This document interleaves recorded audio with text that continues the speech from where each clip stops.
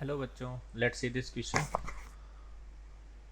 A cubic unit cell contains manganese ions at the corner and fluoride ions at the center of each edge. Okay, atomic weight of manganese is 55 and fluorine that is given as 19, and Avogadro number Na that is equal to 6 into 10 to the power 23.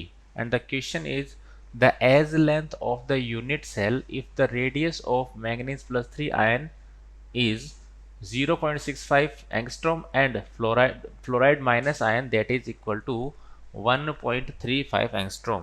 Okay, सो देखो बच्चों, हमें condition ये दी गई है कि हमारे पास एक cubic unit cell है. ये हम बना रहे हैं अभी एक क्यूबिक यूनिट सेल.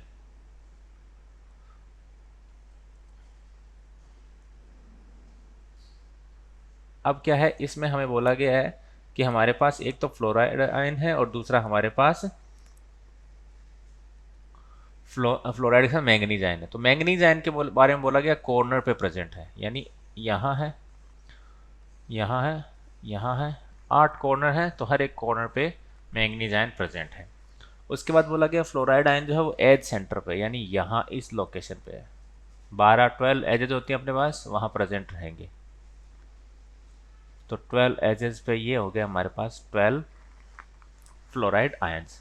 ओके, तो अभी हमें बताना है कि भैया हमारी जो एज लेंथ है ये ए, इसकी वैल्यू क्या होगी. तो देखो बच्चों, ये हमारा एक एटम मैंगनीज प्लस 3 और दूसरा हमारा ये मैंगनीज प्लस 3 एटम, ये इस फ्लोराइड आयन को टच करेंगे.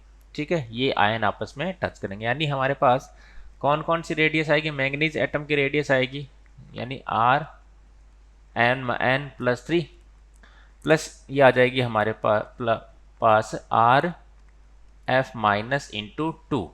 एफ माइनस इंटू टू क्यों? क्योंकि हमारे पास डायामीटर आएगा. प्लस आएगा हमारे पास r manganese plus 3 that is equal to edge length A.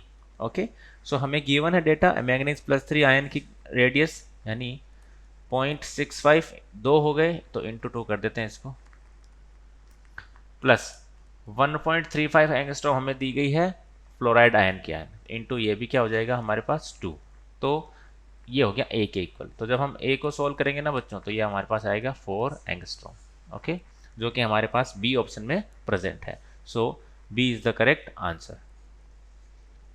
Okay, thank you very much and best of luck.